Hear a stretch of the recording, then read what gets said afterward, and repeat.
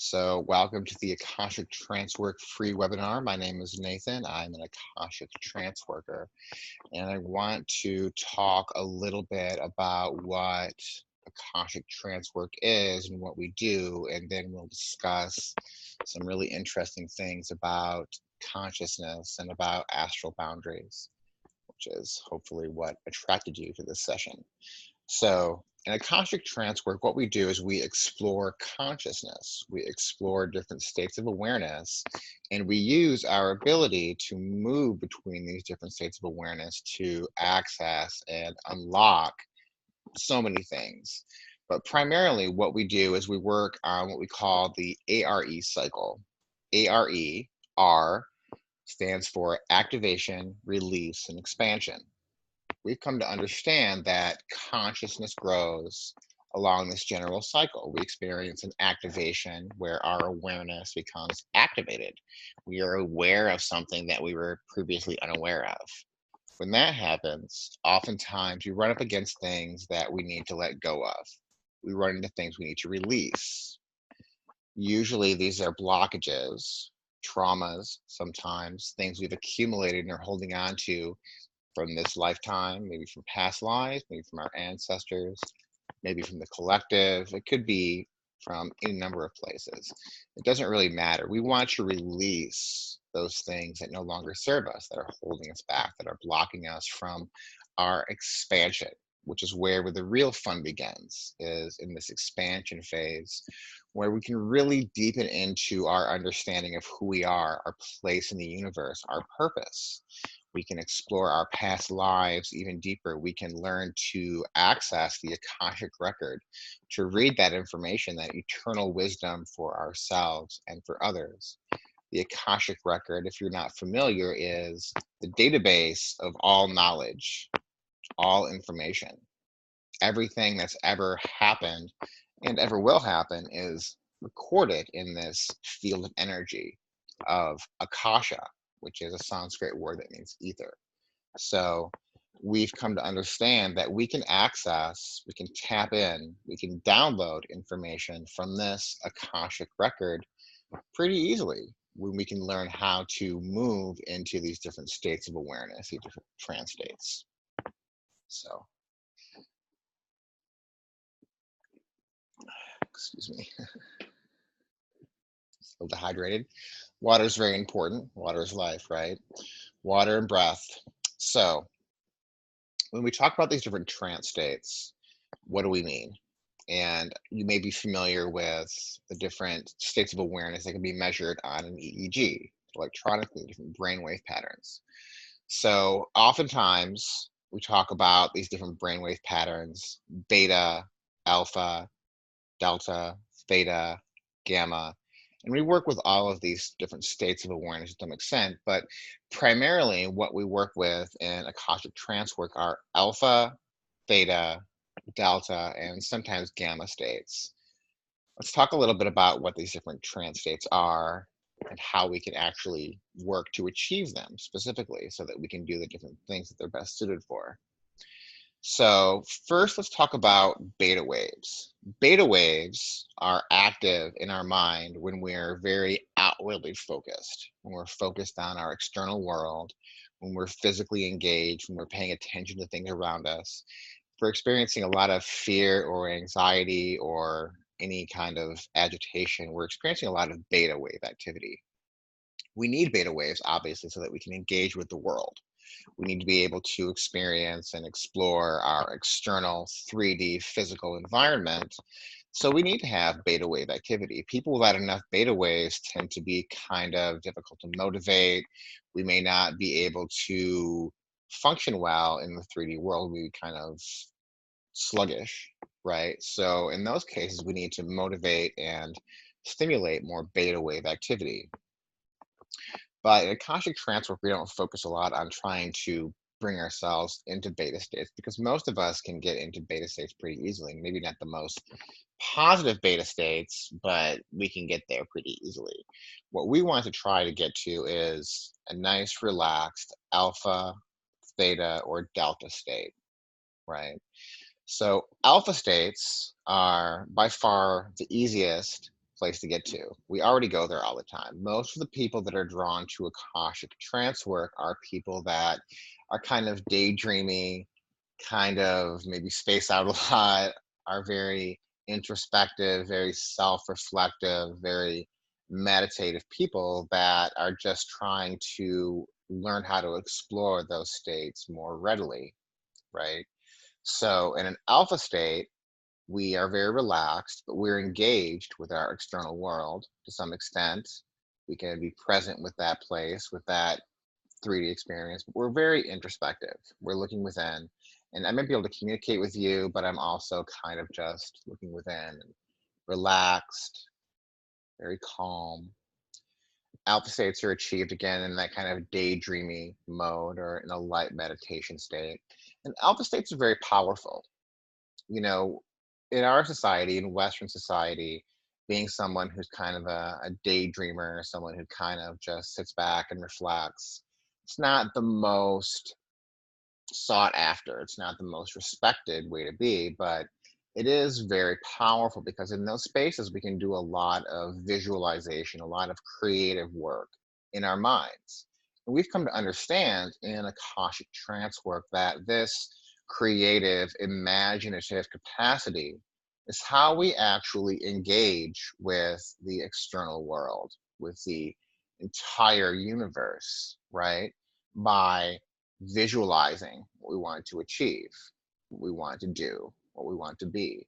And as we do this, we're also engaging with the subconscious mind because that creative capacity, that imaginative capacity, is the language of the subconscious, the dream language, we call it sometimes. Symbolism is the language of the subconscious. When we create intentional astral constructs in our minds, then we are deeply engaging with the subconscious. And that's what allows us to move through this activation, release, and expansion cycle. So before I talk too much more about alpha and theta and the other states, I wanted to discuss what I mean by the term astral. And we use the term astral maybe a little bit differently from how others use it. When we talk about astral space or astral experiences, we're talking about everything inside, all inner experiences. So all of our thoughts, all of our emotions, all of our dreams, all of our spiritual experiences, all of those things are astral, meaning they're non-physical. They're not predictable by any real physical laws. They have certain laws of their own that are relevant, that are meaningful, but they're not the same as the physical laws that say if I pick up a ball and I drop it, it will fall. If I pick up and drop an astral ball, an imaginary ball, it may not fall, it may float off, it may turn into a bird, who knows? But there are certain laws that those astral objects are bounded by, but they're not the same as the physical laws, 3D laws. So again, when we talk about astral space or astral experiences, we're talking as much about our own personal 4-dimensional space, our personal inner space, as that experience of sort of traveling off or projecting or sending our consciousness outside of our bodies. And those are powerful states too that we can achieve in deeper theta states. But in an alpha state, you can engage your astral space, your personal astral space, your personal 4th-dimensional space very easily, very readily, simply by just allowing yourself to get there. So, how do we get down to our alpha states? There's a couple different ways that we can do that. There actually are many different ways, but in Akashic Trance work, we have cultivated a few very specific, very effective methods for bringing ourselves down into these states. So, the primary methods that we use are breathing and toning. You're probably familiar with doing breath work if you've done yoga or meditation or any kind of athletics, anything like that. You understand how important breath is to our states of awareness, to our energy levels, to all of those things. Breath work is very important. In Akashic trance work, we've come to understand that in order to get ourselves into a nice alpha state, we can use a very specific breath count. And for most people, it's 5 counts in and 5 counts out. That's 5 counts on the inhale, 5 counts on the exhale. We may find some of us like to hold the breath between the inhales and exhales. If we want to do this, it's sometimes useful to put the tongue on the roof of the mouth while holding, and that helps to kind of stabilize the energy for whatever reason. So it's up to you how you want to do that, but let's give it a shot. Let's try taking ourselves into a nice, relaxed alpha state by counting in for 5 and out for 5. So let's do it together. 1, 2, 3, 4, 5. 1, 2, 3, 4, 5. 1, 2, 3, 4, 5. 1, 2, 3, 4, 5. Try it on your own for about 30 seconds.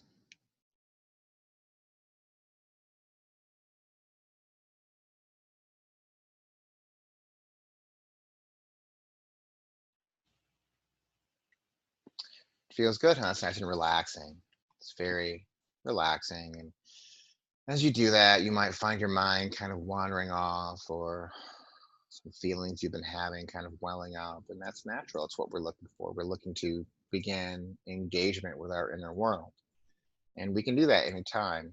You may find that your breath count varies a little bit. I do suggest not going more than 7 breaths because we're just trying to get ourselves into a relaxed alpha state. The deeper that we breathe, the deeper that will go in.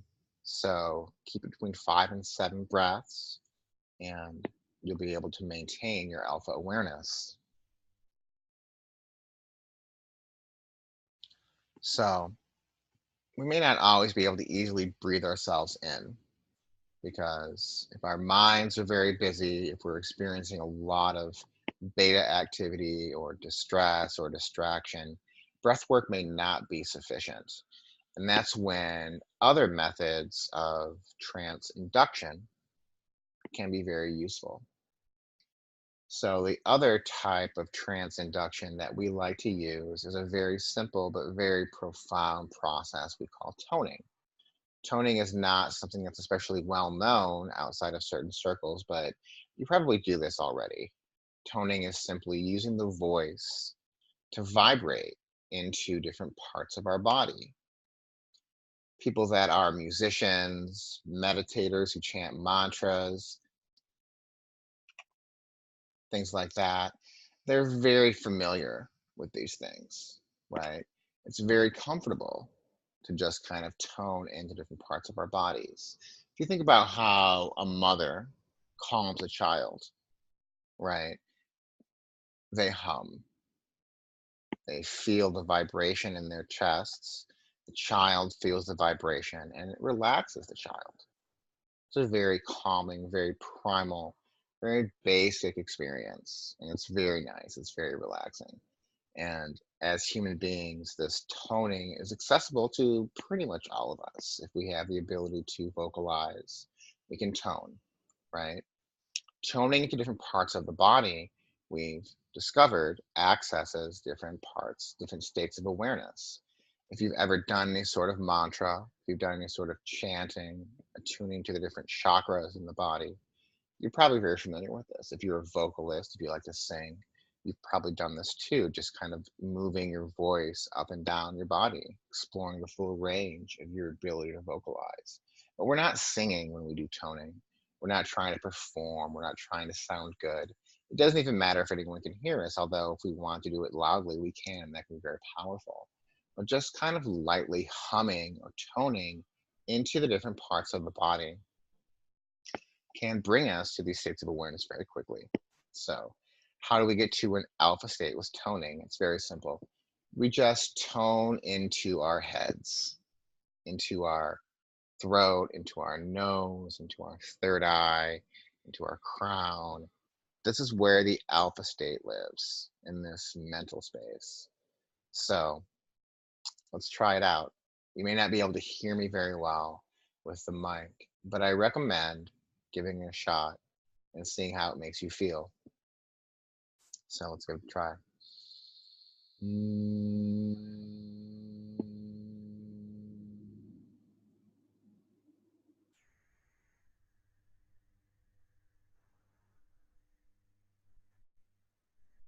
Just the intention of having it up here is enough. You can bring the air up and just focus on this part of your body. You should be able to kind of feel a vibration, a tingling in your nasal cavity, in your cheeks, in your ears, in your jaw.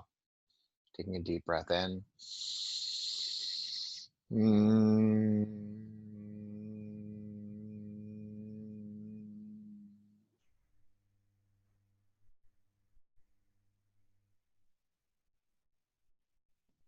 So it's a lot of fun. Feels really nice. You can do this with other people. Children love it.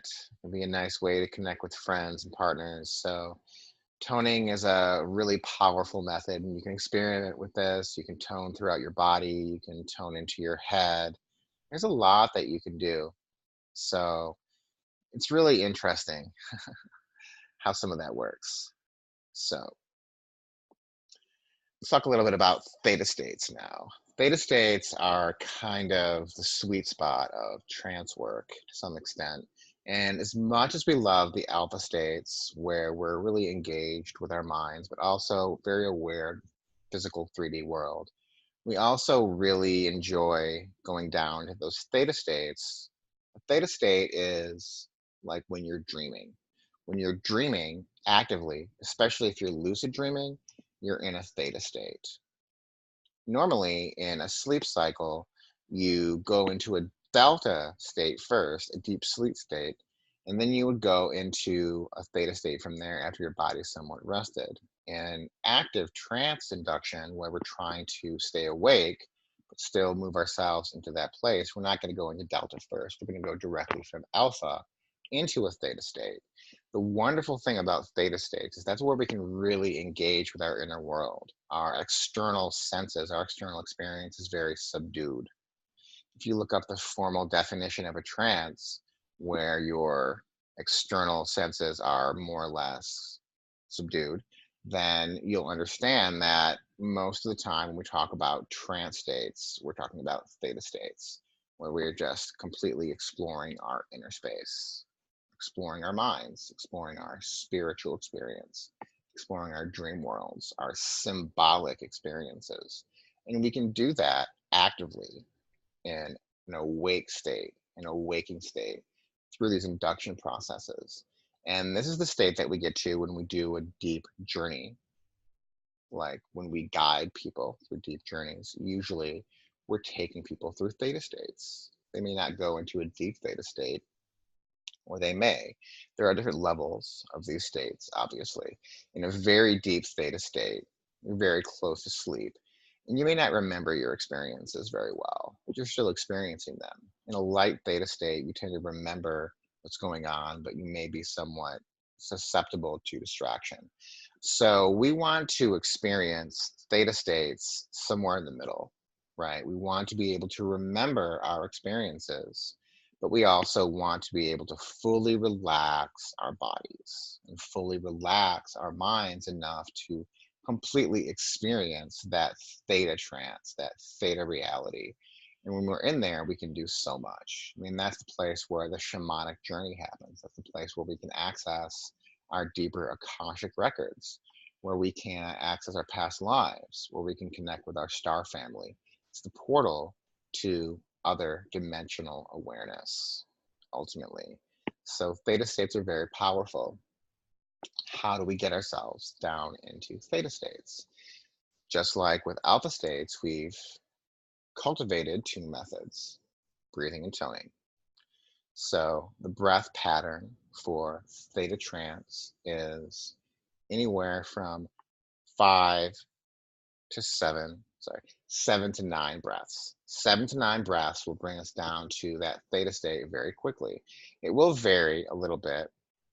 I don't recommend going beyond 9 breaths. If you go beyond 9 breaths, you're breathing very deeply, and you will most likely go down into a delta state. Delta states are effectively deep sleep. Delta states are very healing. We like delta states. You can receive a lot of sound healing, a lot of suggestion in these delta states, but you're not very actively engaged with your mind. Your ego is pretty much diminished. So we want to try to stay in these theta states as much as possible. So mastering our breathing is one way we can do that. Being aware, being mindful of how deeply we're breathing is how we can do that. So let's try it out. Let's do some breath work and see if we can start to induce a feeling of being in a theta state. And I recommend maybe just sitting back a little bit, just relaxing a little bit, taking a couple deep breaths, and then we'll count to 7. 1, 2, 3, 4, 5, 6, 7. Breathe out. 1, 2, 3, 4, 5, 6, 7. In. 1, 2, 3, 4, 5, 6, 7. And out. 1, 2, 3, 4, 5, 6, 7. Just try it on your own for a few seconds.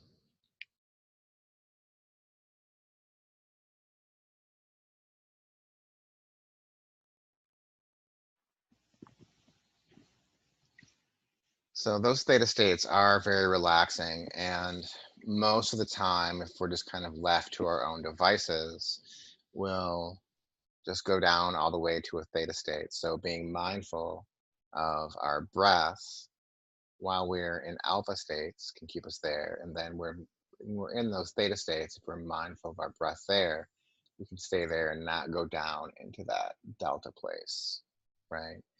Which, if we need to go down into a delta sleep, that's completely fine. But we want to be able to actively engage with our minds and actively engage with our experience.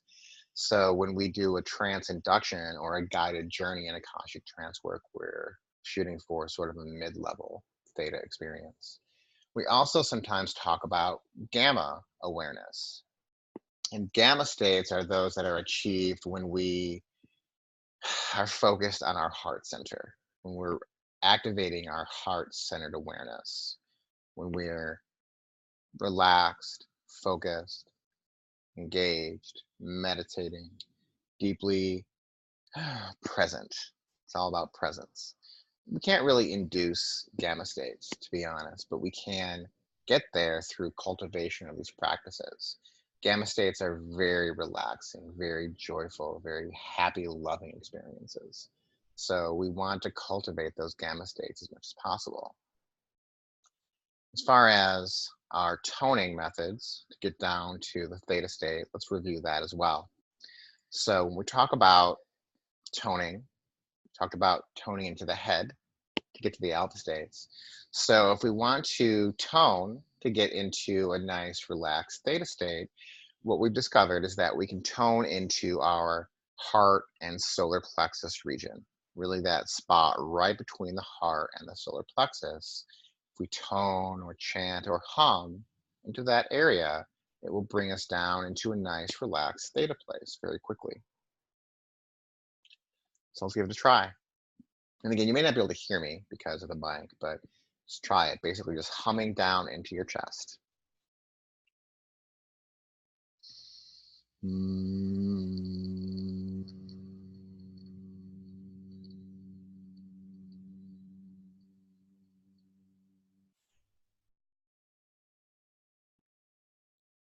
Breathing in deeply, filling your lungs. Mm.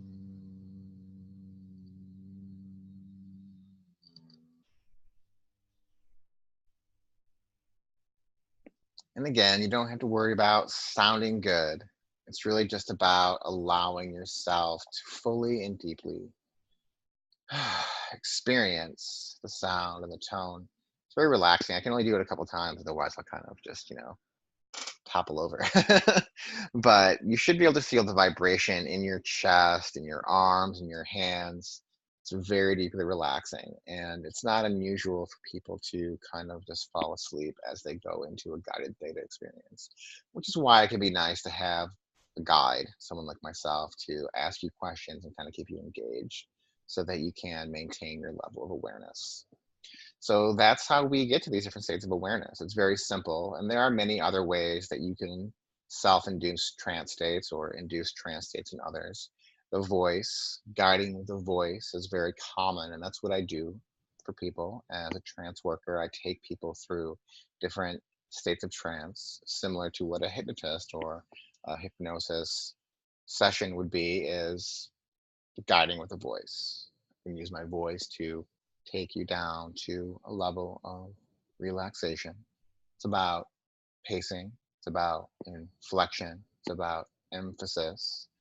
Anybody can do this, and we actually teach people how to do these things. We teach people how to use these techniques for themselves or for others in our Akashic Trancework initiation course. So if you'd like to hear more about that, be happy to give you more information. You'll have an email after this session that will provide you with more details on what that's all about. So the other thing that I like to discuss during these webinars is astral boundaries. So if you recall, when we talk about astral experiences, we're talking about all of our inner experiences, all of our thoughts, all of our feelings, all of our spiritual experiences. Those are all astral experiences. So the concept of astral boundaries is about protection, but it's also about cultivating space, inner space for ourselves. We correspond this with the heart center in most cases. We just experience the heart center as an astral space, as a visual space, and that becomes our primary astral boundary. Why do we need astral boundaries? Well, why do we need boundaries at all? We talk about boundaries a lot interpersonally, politically, socially, right? Boundaries are very important. We need boundaries in order to be safe. We decide who can talk to us, who can touch us, who's allowed in our space, how are people allowed to treat us, things like that. You know, setting boundaries is a very important practice in life. But we don't always know how to create proper astral boundaries, proper psychic boundaries, we may call them sometimes, because consider this. If you are thinking about someone, if you are thinking about a situation, if you are remembering something, then you are allowing that energy into your astral space. You are allowing that energy into your astral space. And I say that for emphasis because it can be a profound realization sometimes to understand that no matter what we've done with our physical space, we may not have any concept of who and what is allowed in to our personal space, to our inner space. And a lot of it is about choosing how much time we want to spend focusing on something. How much time do we want to spend focusing on a certain person or situation or memory or idea? Maybe it's something we love. Maybe it's a positive thing. But regardless, if we put all of our energy, all of our time, all of our focus on any one thing, then what's left for us? What's left for our personal cultivation of energy, right? How do we self care?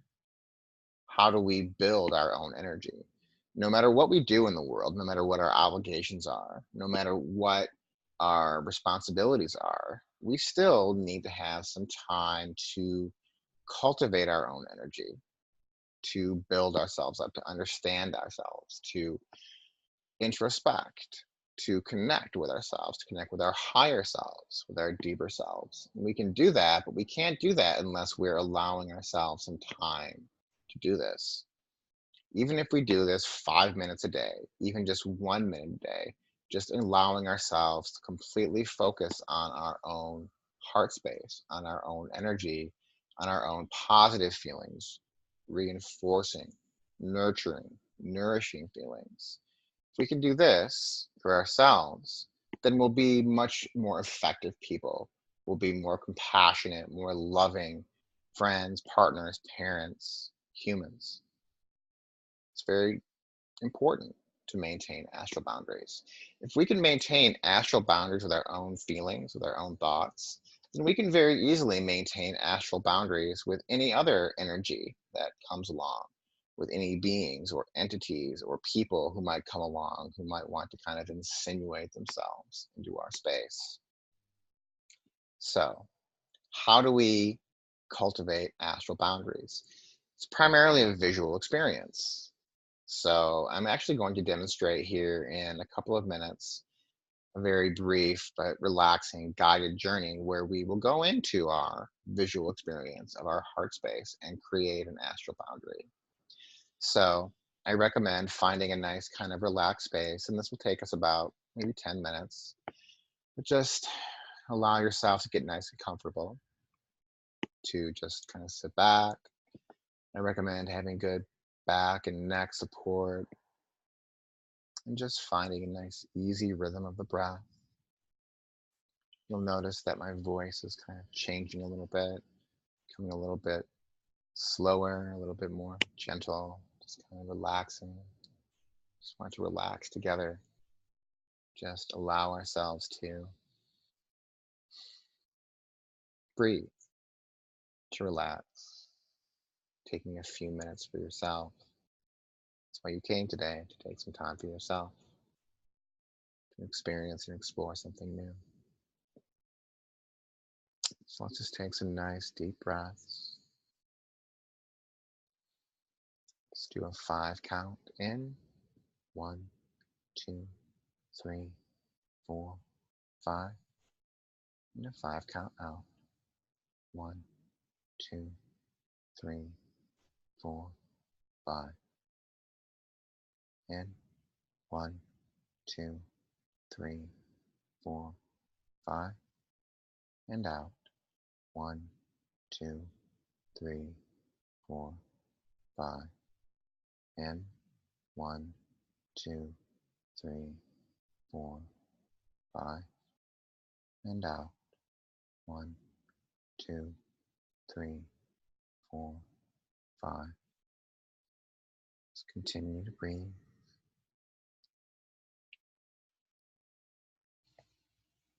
You may find your thoughts and feelings just beginning to wander a little bit. That's good. That's what we're looking for. Just relaxing,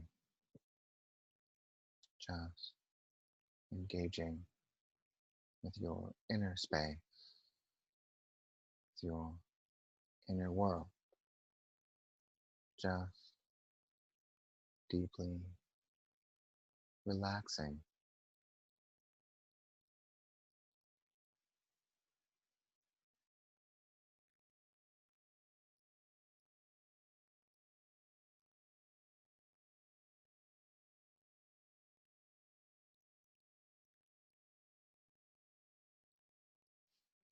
And as you relax, you may find yourself beginning to go into a deeper place, becoming less aware of your physical body. And let's count to 7 with each inhale and each exhale. In. 1, 2, 3, 4, 5, 6, 7. 1, 2, 3, 4, 5, 6, 7. 1, 2, 3, 4, 5, 6, 7. 1, 2, 3, 4, 5, 6, 7. Just continue to breathe and relax.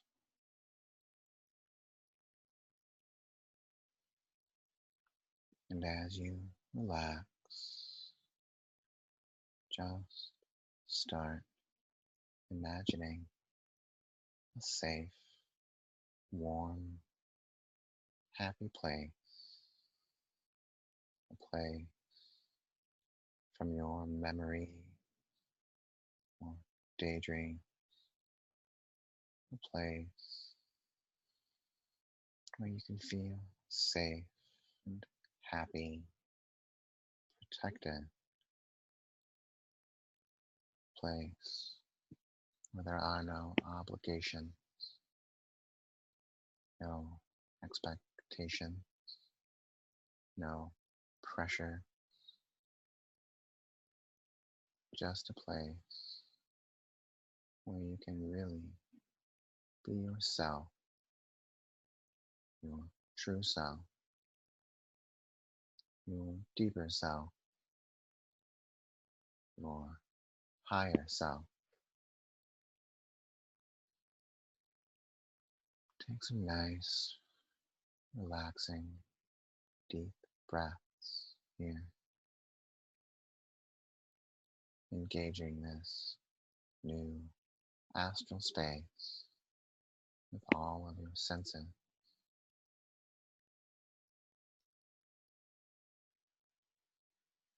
Doesn't have to be a visual space.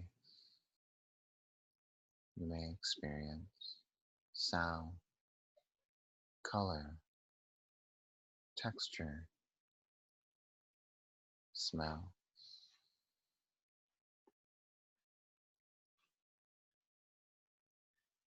Allow yourself to just breathe and relax into this space.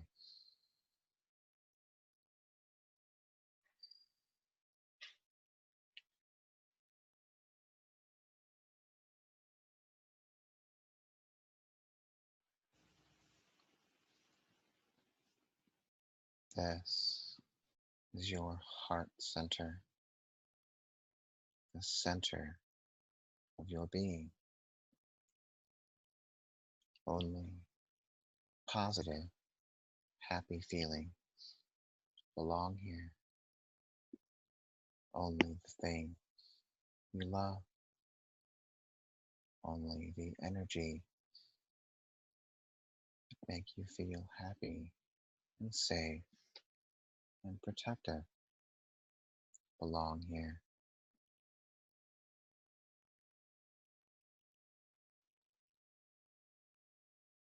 If anything comes into your mind right now, into this space that doesn't belong, send it away for the moment. Let it know. You will connect with it later when it's time. For now, you are spending some time with yourself, with your higher self, with your deeper self.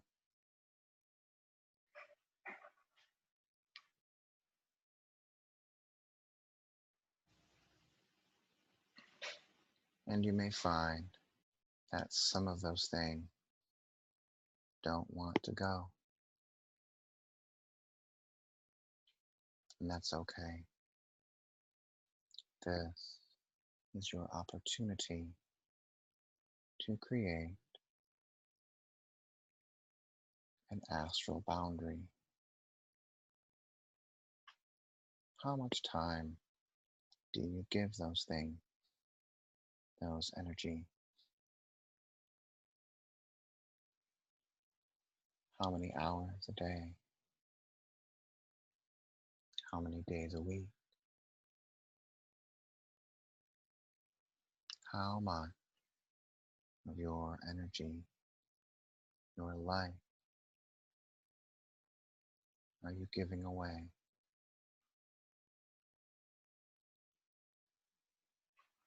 Maybe you're thinking of people, even people you love, that require a lot of your time and energy.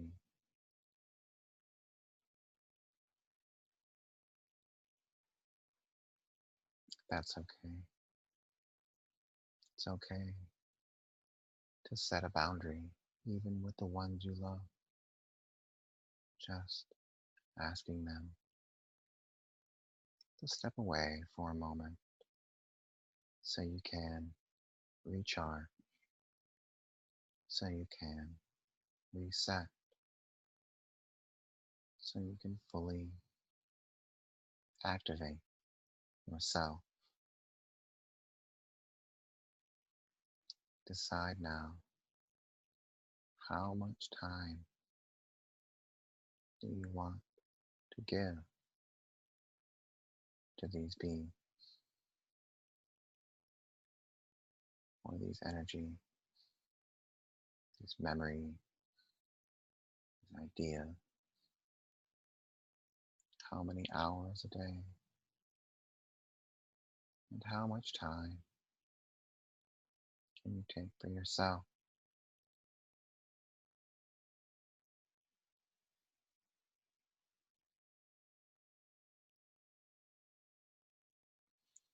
You may find there are some things that come in that are not worth any of your time.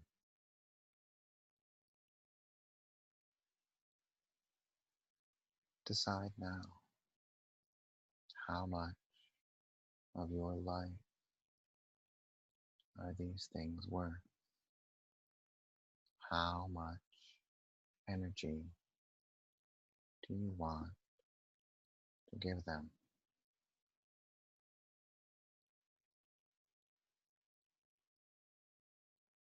You can send them away if you wish, with love and compassion. There is only love and compassion here in your heart space.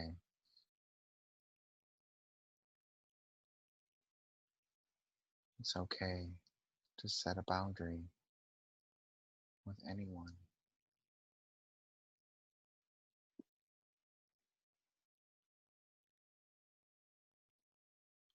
Creating a loving boundary with another being invites them to bring their best self.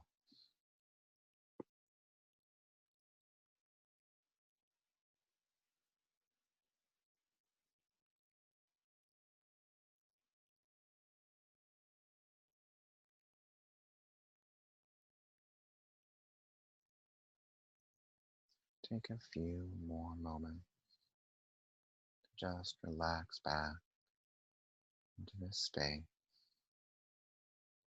feeling the waves of peace, relaxation moving throughout your body, and breathing.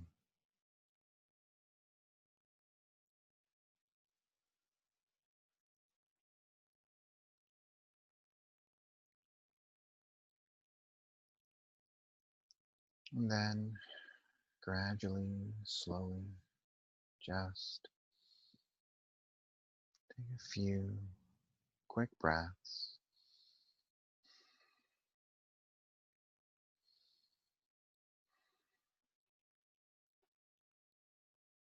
bringing yourself back to your physical space, to your physical surrounding, to your 3D life, wiggling your fingers and toes a little bit, experiencing some gratitude for yourself that you took the time to connect, even if you were familiar with all of these practices, even if you didn't benefit at all, which I hope you did in this experience. You still took some time for yourself. You still created an astral boundary for yourself so that you can cultivate your energy. So hopefully you enjoyed the experience and hopefully it was beneficial for you. I wanted to tell you a little bit about what we do at Akashic Trancework. Beyond this, we mentioned the classes that we teach, which we call the Akashic Trancework Initiation. We also provide one-on-one sessions as well as channeled Akashic record readings and a number of other things too. So if you'd like to know more, you can check out akashictrance.com.